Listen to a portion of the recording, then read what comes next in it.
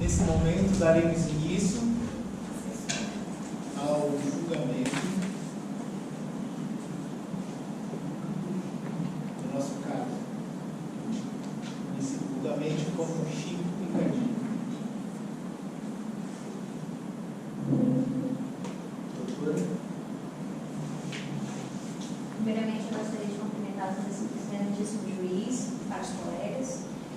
Hoje nós vamos falar a respeito do caso de Francisco da Costa Rocha, mais conhecido como Chico Picadinho, nascido em 24 de abril de 1942. Durante a infância, ele está sendo acusado de crime de assassinato, ocultação de cadáver, destruição de cadáver e, diante dos fatos, analisando os autos do processo, podemos avaliar que durante a infância este cidadão possuía uma característica muito, como é que eu posso dizer, cruel, agressivo, indisciplinado, displicente, inquieto. Ele também era uma pessoa de poucos amigos, muito recluso, apresentava sinais de agressividade desde a sua infância, onde tinha seu passatempo. Ele gostava de maltratar animais, em especiais gatos, para avaliar as suas 7 vidas. E ele gostava de matá-los enforcando ou afogando. Eu pude perceber, diante desta afirmação, que ele sempre gostou de conter a respiração. Da mesma forma com que ele tirou a vida da sua primeira vítima, Margarete, a enforcando com cinto. Então ele já tinha essa prática ainda na infância, quando ele fazia isso com os gatos. Ele estrangulou Margarete da mesma forma que ele tirava a vida dos gatos, enforcando ou matando ele afogado. Em 1974, 8 anos após ele ter cometido o primeiro crime com o seu histórico, ele saiu por comportamento exemplar, porém, avaliado pelo Instituto de Biotipologia, foi excluído o laudo de personalidade psicopática, onde eles alegaram que ele era cometido apenas de uma personalidade com distúrbio de nível profundo e neurótico. Personalidade essa que, embora cause tensão, ela não interfere no pensamento racional ou capacidade funcional do indivíduo.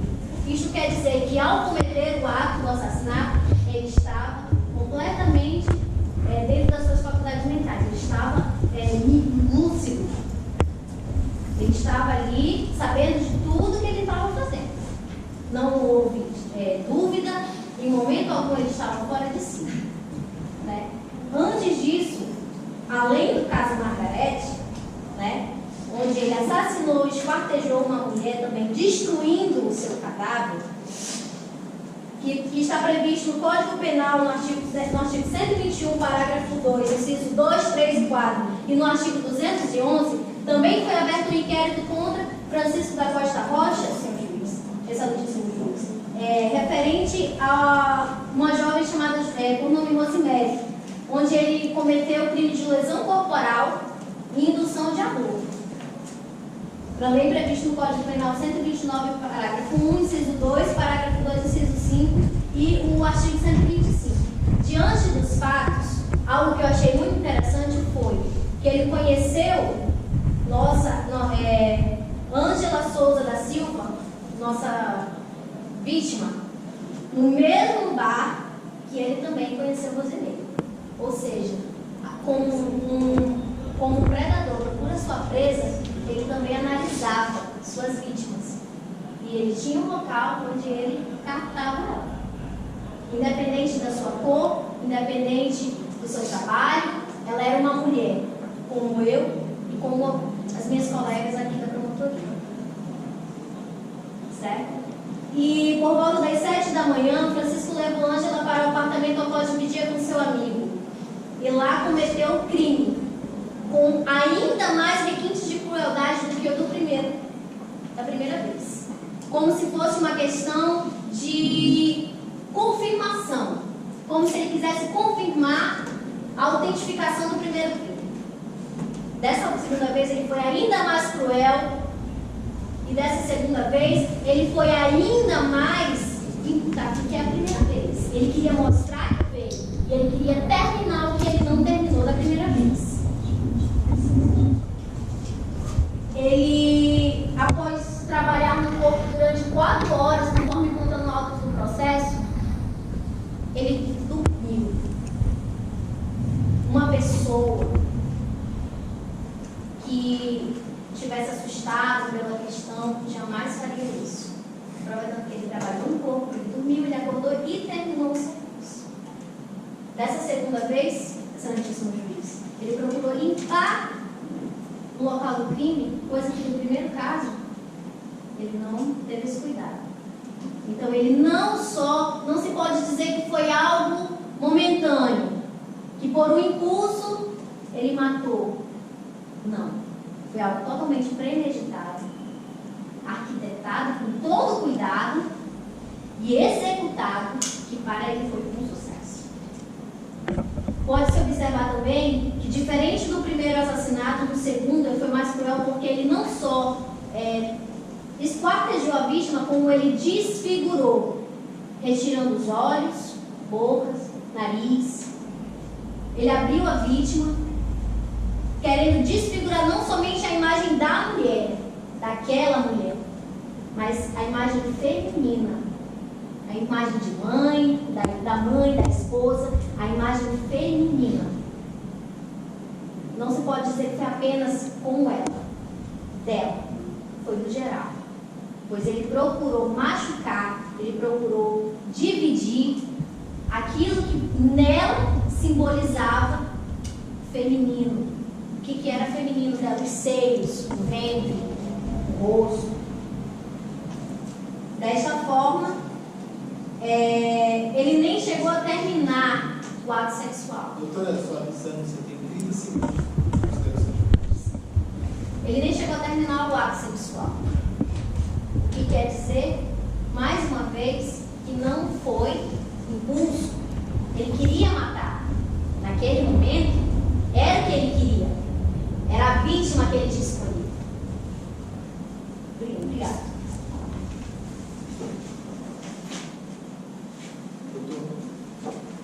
Vossa Excelência, eu queria antes de mais nada verificar, para termos chegado ao ponto do Tribunal do Júri, é porque houve uma omissão estatal. Por quê?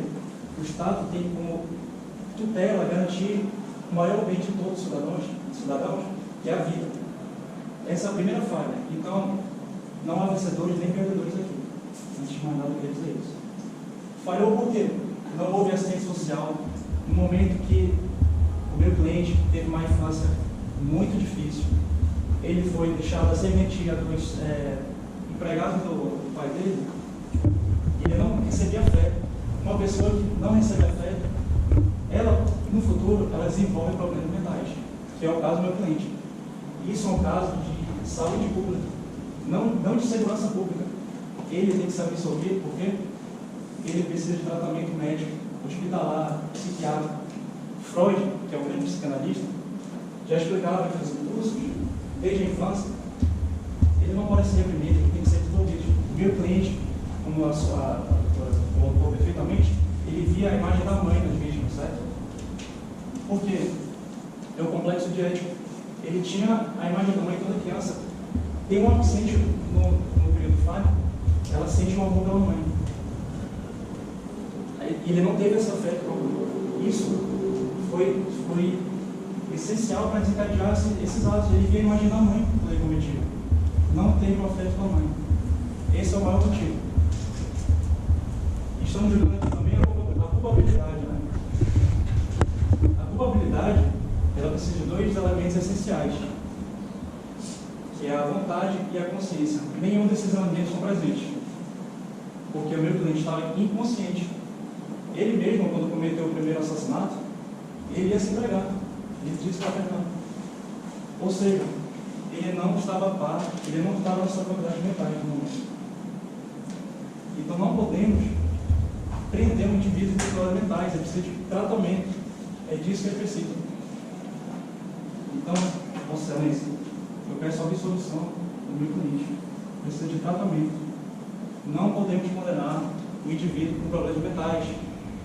E a pessoa deve ser punida pela vontade e consciência, que não é o caso do meu cliente. Houve sim uma omissão estatal, não houve assistência social efetiva. É uma falha estatal, não podemos julgar um indivíduo por algo que não estava consciente. São traumas de infância. Não foi desenvolvido o afeto.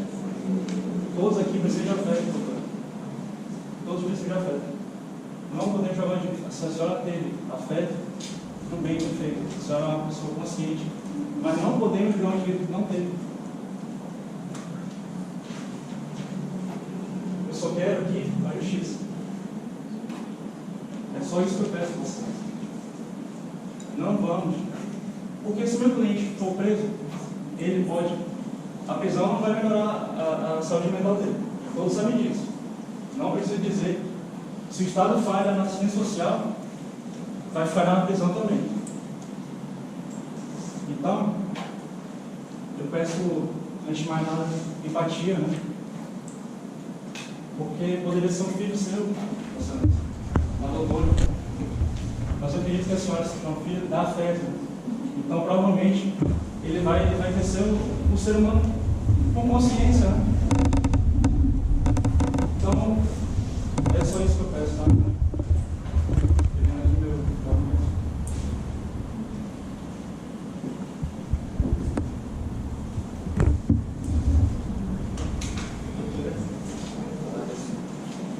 Excelentíssimo juiz, eu gostaria de apresentar um pouquinho da psicologia do senhor Chico Picadinho, que o seu nome é Francisco da Costa Rocha. Apesar do doutor falar que o Francisco Costa Rocha, ele teve problemas na infância, ele não teve assistência social, isso é verdade, mas ao mesmo tempo eu digo que o senhor Francisco Costa Rocha, ele tinha sadismo e também ele, apesar dele ser um psicopata, na psicologia, o psicopata, apesar dele cometer os crimes, ele tem consciência do seu ato. Então, desde o primeiro ato, com a Margarete Suida, ele teve consciência, ele matou, ele esquartejou.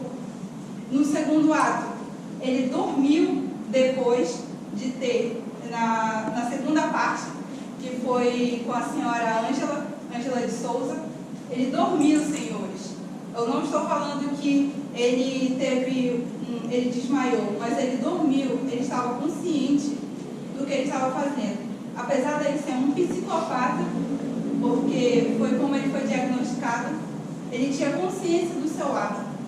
E apesar de, na lei do Código Penal, dizer que pessoas com doenças mentais, elas são imputáveis, elas têm imputabilidade, e lá diz que a pessoa que só pode ser considerada com imputabilidade, ela só se ela não tiver consciência do que ela fez. O senhor Francisco, na hora do crime, dos dois crimes, eu vou fazer uma linha histórica. Primeiramente, a Margarete Suida, com quem ele não teve tanto cuidado. Ele começou, não chegou a fazer o ato sexual com a senhora Margarete, e depois ele esquartejou ela.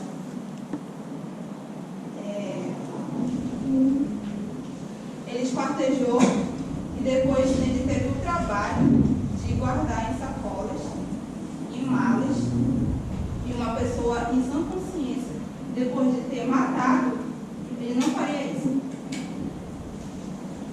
E na segunda vez, com a senhora Rosemary, que foi uma tentativa de homicídio, ele tentou abortar o filho dela.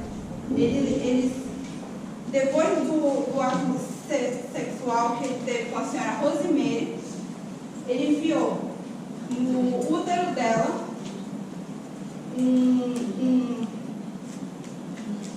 objeto perfurante. E na terceira vez, com a senhora que morreu, a Ângela de Souza, que era prostituta, que era como ele escolhia suas vítimas, assim como a sua mãe, então, inconscientemente, ele não fazia isso, porque toda vez ele queria uma prostituta. No ato do processo, ele não queria ser subjugado pela mulher. Ele não queria ser subjugado. O que ele fez? Toda vez que uma mulher queria ficar com ele não queria, porque ele tinha o medo de ser subjugado ou controlado pela mulher. Daí vem o seu sadismo sexual, que toda vez em que ele fazia o ato sexual com as mulheres que eram prostitutas, eles asfixiavam. E por causa disso, ele sentia prazer. Ele não fazia isso inconscientemente. Depois disso, ele esquartejava suas mulheres. Eu digo, senhores, aqui que, apesar da psicopatia, apesar dele não ter tido assistência social, ele tinha ciência do seu ato. Porque depois de cada crime, ele esquartejava lentamente. E na segunda vez, ele ainda dormiu. E uma pessoa que ela está desnorteada, que ela não tem consciência, se ele não tivesse consciência, ele não teria dormido. O senhor Francisco também,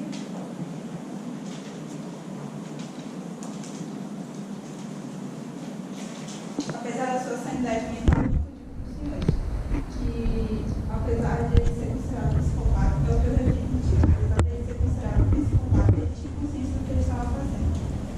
Então, ele não, apesar de ele ser considerado por causa dessa doença semi-imputável, ele tem que continuar preso, não preso num lugar que seja normal, mas num lugar que ele tenha tratamento sim, mas ele não pode sair, por causa da sua alta periculosidade. Toda vez que ele sair, ele cometerá esses atos novamente. Então eu peço que os senhores pensem bem, os senhores juízes também, peço que o senhor pense que toda vez que ele sair, ele não vai estar violando só a vida de outras pessoas, como o nosso artigo 5º, que fala que nós temos que o direito à vida é inviolável. E a partir do momento que ele sair da cadeia, ou sair do hospital psiquiátrico onde ele pode ser cuidado, ele vai tirar a vida de outras pessoas. Doutora, você tem 30 segundos para finalizar. Ele vai tirar a vida de outras pessoas, ele também vai ferir a sua vida. Porque ele também, a partir do momento que ele está cometendo atos ilícitos, ele está violando sua própria vida. É isso. Obrigada.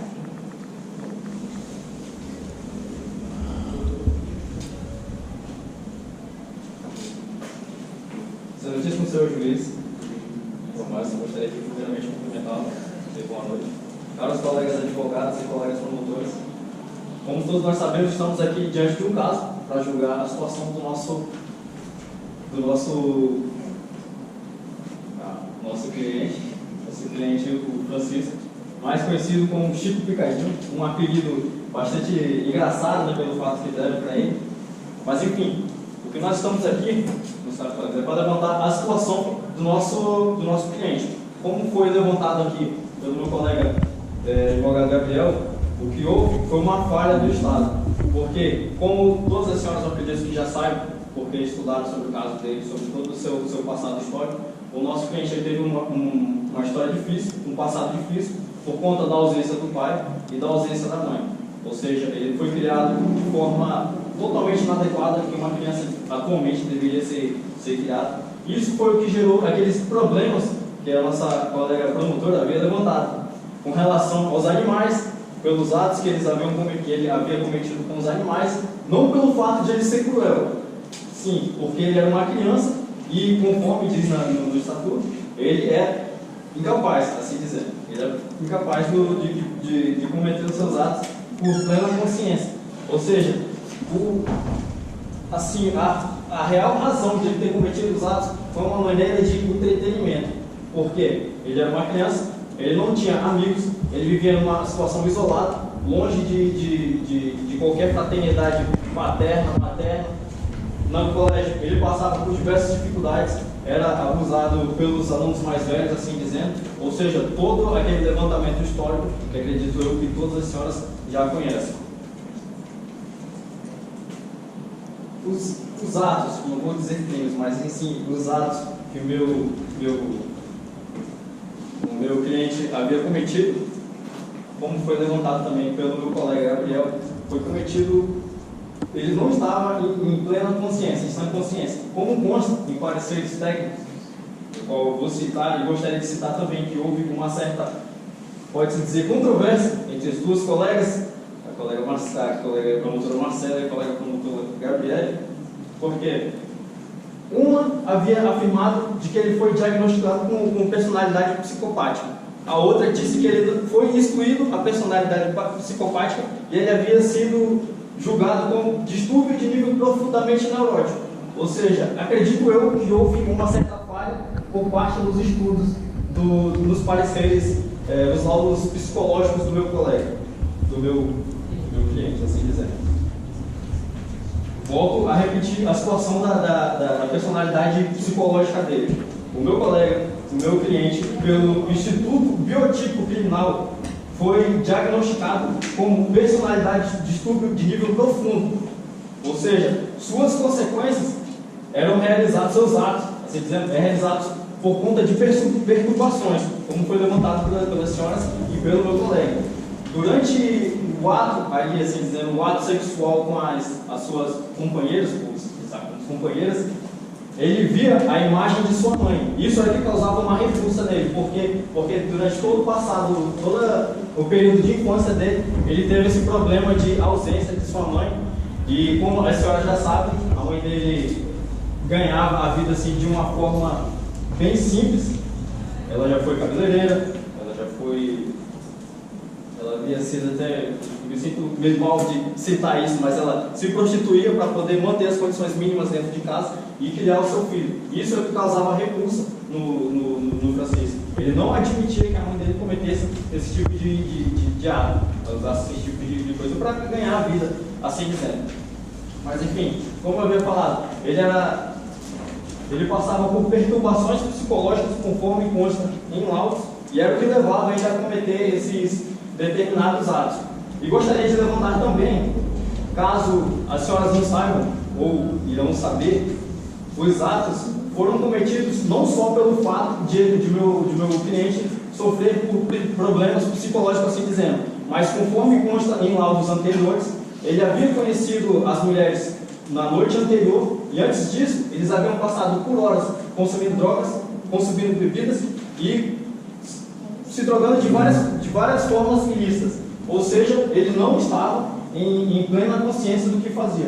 Eu gostaria de tocar nesse ponto, porque acredito eu que minhas colegas não verificaram, ok?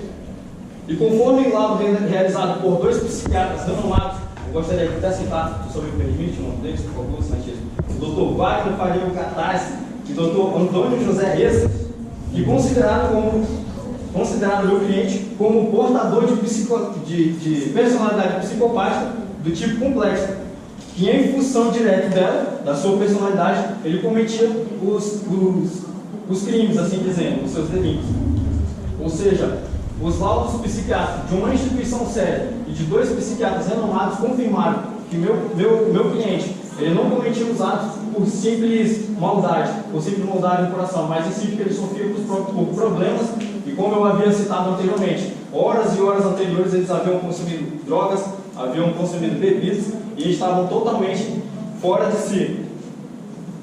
Gostaria de levantar também, os caros colegas excelentíssimos, que independente de qualquer situação, independente de qualquer fato que esteja sendo julgado, nós não podemos perder a humanidade de nós mesmos. Ou seja, nós estamos aqui para julgar uma vida, o resultado do que vai acontecer com uma vida. Nós não podemos simplesmente julgá-lo como culpado e colocá-lo numa cela para viver durante anos e apodrecer, como diz a sociedade, na cadeia. Porque o meu cliente ele sofre de problemas e ele não merece esse tipo de coisa. Acredito eu que seja responsabilidade do Estado restaurar a personalidade do meu cliente. E eu tenho plena certeza, e acredito que as senhoras também, já estou terminando. Eu tenho plena certeza e acredito que as senhoras também, de que não é dessa forma, jogando alguém na cadeia, prendendo ele, colocando ele atrás das grades, que vamos recuperar a personalidade dessa pessoa. Ou seja, o meu cliente, ele merece sim ser absolvido de qualquer prisão e ser mandado para uma instituição de ajuda psicológica. Excelente.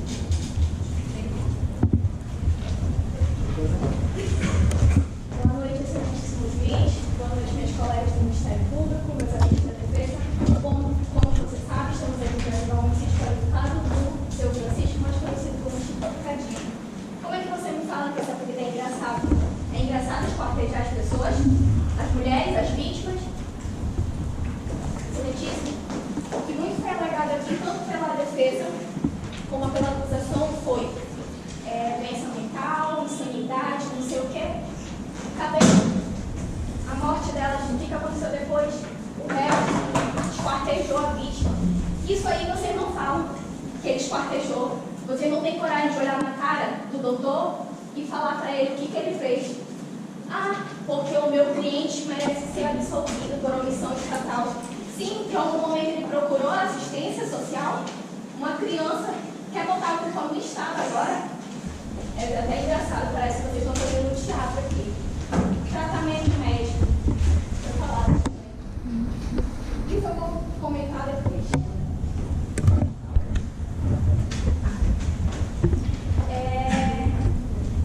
Senhor juiz, meu colega falou que nós, do Ministério Público, não observamos que o réu, antes de cometer o homicídio, estava se bebendo e se drogando com as vítimas.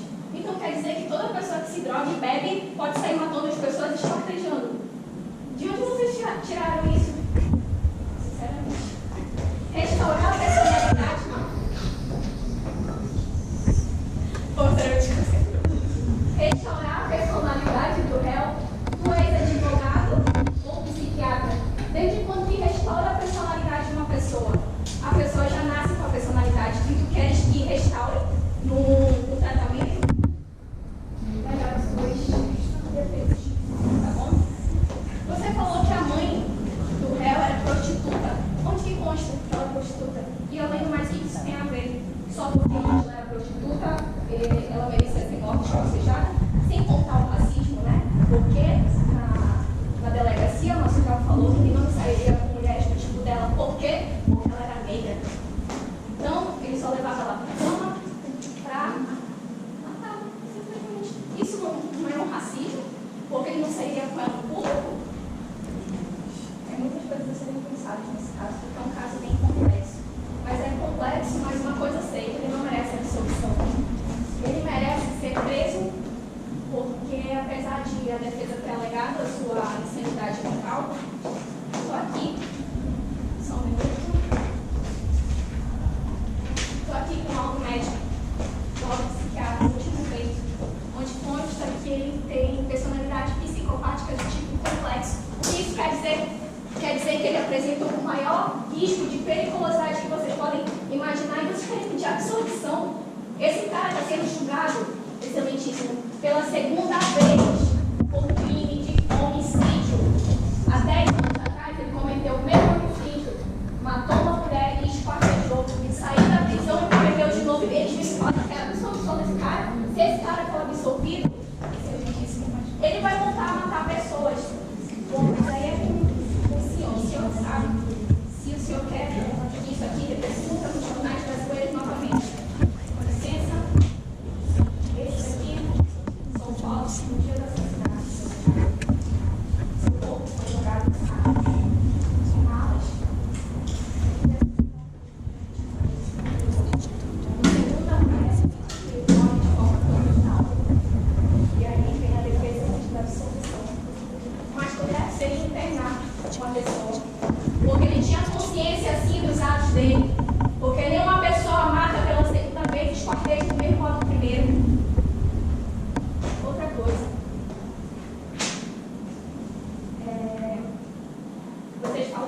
Vocês falaram que o cara do Estado, falaram muito de laudos, psiquiatras.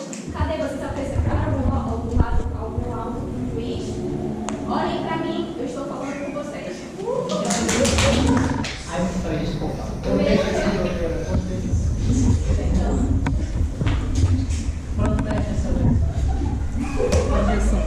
Perdão, mas eu aqui estou falando com vocês, tem que me dar atenção, ok? Então, não houve omissão de Estado. Ele merece ser preso, então ele se meteu, mas se o senhor não achar que é devido ele ser preso, nós pedimos um tratamento dele, uma medida de segurança, porque esse cara, ele não merece estar solto em sociedade, ele apresenta um risco. O senhor, doutor, falou que se fosse nosso filho, o nosso neto, o nosso pai, eu ia querer que fosse preso. Eu nunca queria aceitar alguém da minha família matando e esquartejando uma pessoa. E se fosse sua irmã, a vítima, sua mãe, uma amiga, qualquer pessoa que seja, não importa se é da família ou não, é uma mulher, uma vida. Então, excelência, eu estou aqui para pedir a condenação do seu Francisco Costa Rocha por homicídio qualificado, com reputação de cadáver, porque de qualquer forma, para mim valeu, né? Uma pessoa que, além de ser acusada pelo crime de esquartejamento, quem esquarteja e esconde, põe mal, precipitado do corpo, para mim isso é uma omissão de cadáver. Concordam?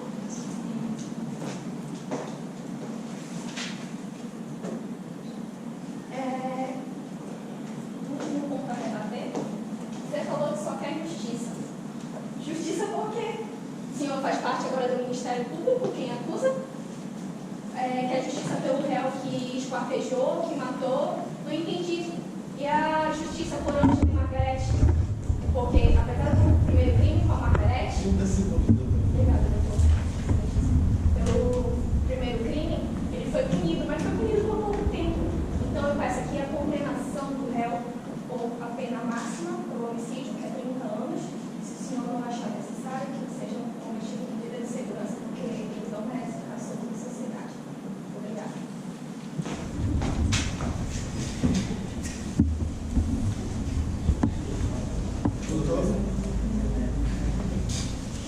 Boa noite, Vossa Excelência. Boa noite, meus colegas. Boa noite, senhoras e senhores. Nossa promotora questionou os laudos. Eu me pergunto, Excelência, a mesma não leu os autos dos processos? Não, consta todos os laudos. Certo? A promotora aqui disse, não sei se eu devo me preocupar, que ele frequentava a vida noturna e com isso ele captava, ele ia atrás de presas. Então, se eu fiz isso toda noite em uma casa, eu devo me preocupar em ser predador? Não. Eu simplesmente vou lá porque eu sou um alcoólatra. Então, eu frequento esses bares. A nobre promotora citou o artigo 5º. Muito bem. O mesmo consta liberdade. É que nós temos para o nosso cliente. Vejamos bem, Excelência. Vamos aos verdadeiros fatos.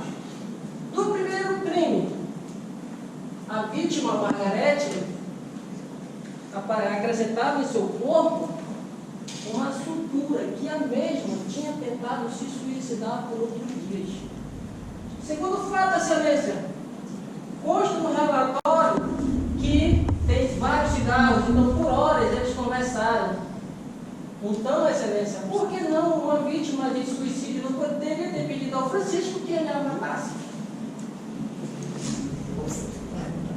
Pode acontecer tudo, Excelência. Vamos a outros fatos, Excelência. O meu cliente não se lembra de nada. Não se lembra de nada do primeiro assassinato, homicídio que ele é acusado. Ao contrário do segundo, ele estava embriagado, estava bêbado, estava sob efeito de drogas. Ele não estava em sã consciência. Então, isso é válido, Excelência. vamos, Excelência, aos fatos de sua mãe. O maior crime de Francisco, Excelência, foi amar demais sua mãe, que com isso criou o gatilho para executar a primeira e segunda vítima, porque ele via a imagem da mãe. Vejamos bem, Excelência, uma criança que na infância, digo, uma infância conturbada, pois ser, Excelência, uma criança gerada de um homem casado e com uma mulher que era solteira, ou seja, ele era um bastardo. Sua mãe, Excelência, aos 4 anos, sofreu de problemas de saúde e teve que deixá-lo com os caseiros do pai, que cuidaram de Francisco muito bem, maltratando e batendo nele durante esses 2 anos, que após o tratamento de sua mãe, quando ela foi recuperá-lo, mal ele se lembrava da própria mãe. Excelência. Vamos aos outros fatos. Quando Francisco resolveu ir para uma escola católica, o mesmo viu cenas que ele não gostou. Por exemplo, de uma criança estar sentada no colo de um padre, Excelência. Isso conturbou meu cliente. Sem contar que, por ele ser franzino, por muitas vezes brincando com seus colegas maiores, ele foi, Excelência, abusado sexualmente. Ele foi forçado a fazer sexo anal. Ele foi forçado, ele foi batido, Excelência. Então, tudo isso consta na psicologia como um ato falho, Excelência. Sua mãe foi o seu princípio ato falho, pois toda vez que ele lembrava da mãe, ele cometia certos atos. Sua mãe era o seu gatilho, Excelência. Então, o que eu peço aqui, Excelência, não é justiça, e sim um direito dado pela Constituição de saúde pública ao meu cliente. Ele não precisa ser condenado e jogado em uma cela, Excelência. Ele precisa de tratamento psicológico e psiquiátrico, Excelência. Coisa que o Estado se omitiu a fazer. Então, Excelência, vejamos com bons olhos o nosso cliente. Não devemos criar ódio pelo simples fato do que ele cometeu. O que ele cometeu é fato. Mas eu proponho aqui a Vossa Excelência que o que levou ele a fazer isso é um tanto constrangedor e, no mínimo, inimputável para o meu cliente, pois ele não estava ciente dos seus dados, conforme o tribunal que consta no processo. Então, Excelência, nada mais peço que seja feito, não justiça, mas que seja feito um reparo à sociedade com o nosso cliente, colocando ele em tratamento psicológico e psiquiátrico. Encerro minha defesa, Excelência, com o simples fato de dizer que não existe um irrecuperável, Vossa Excelência. Existe a má vontade da nossa atenção. Obrigado.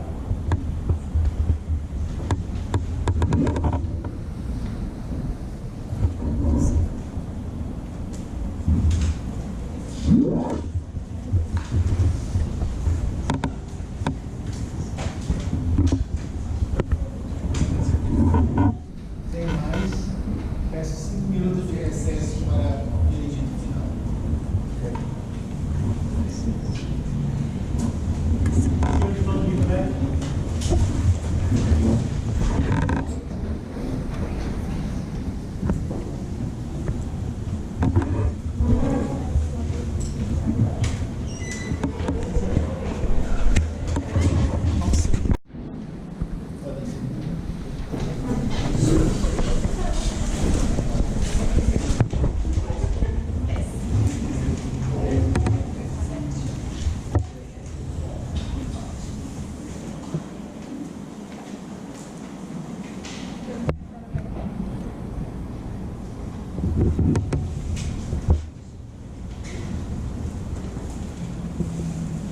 A decisão final, por apenas um ponto de diferença,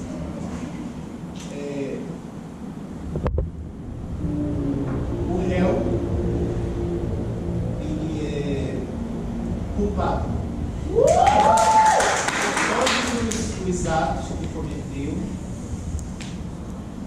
e deverá cumprir a sua pena. Arrasou aí, Rony. Pode sentar na cadeira da casa dos Pode agora, né? Palmas, então.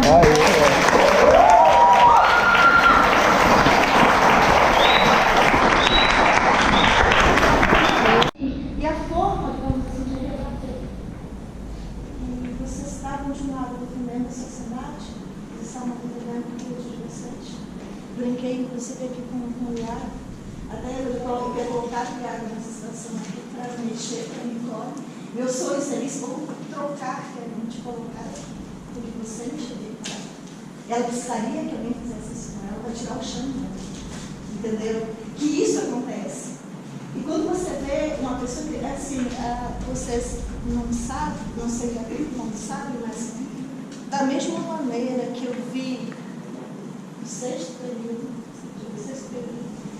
uma moça calada em sala de aula, nós fizemos audiência, no caso ela era em formato diferente, nós tínhamos um contrato, uma sala de contratos, e ela fez uma defesa ali que eu disse, meu Deus, a menina quase nada é boa em sala de aula, que foi o que aconteceu? E eu já imaginava, porque eu já a conhecia, entendeu? Conhecia a mesma coisa a partir da mulher, hoje eu não conhecia, para mais de 4 pessoas, no primeiro a parte dos juízes. E assim, professora, mas ela está num período mais à frente. As outras experiências de júri, ela não sabe, ela não tem.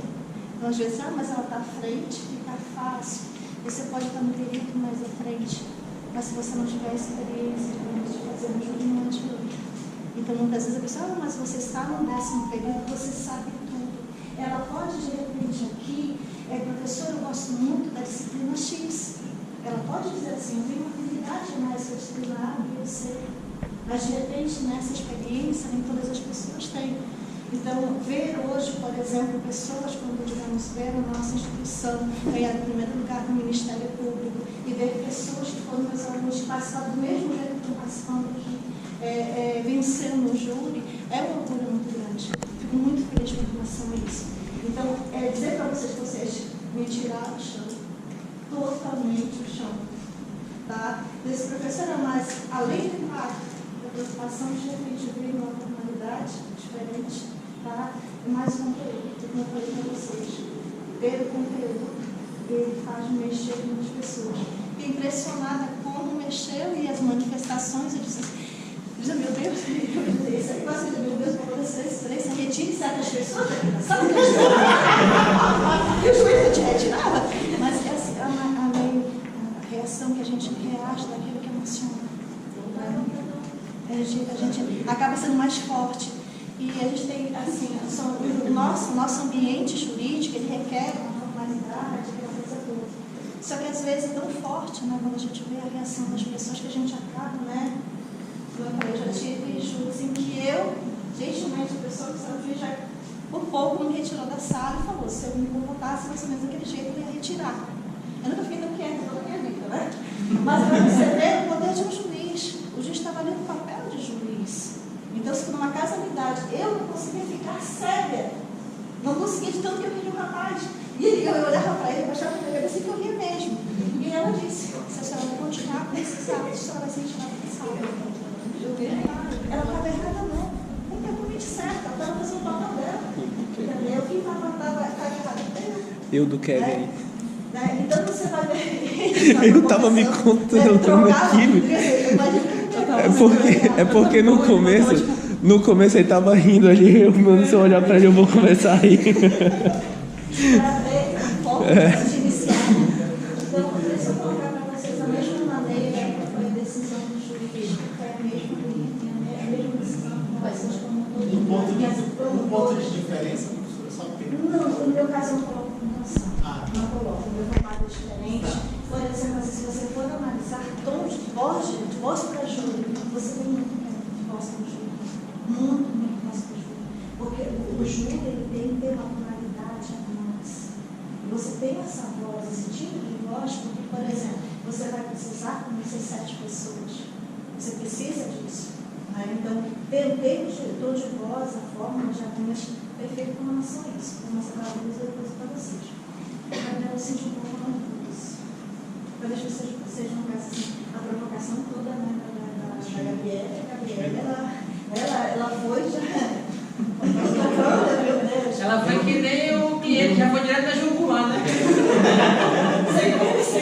Nossa senhora, agora. Caralho, demorou tempo pra entender essa aí. Mas a forma como eu consegui, eu espero que vocês entendam a minha visão. Elas tinham assim, que eu não tenho pessoas. Autonomia mais, assim, um desenvolvimento a mais para que vocês, um olhando para o outro, soubessem o que eu queria falar. Elas estavam na ponta da língua aqui.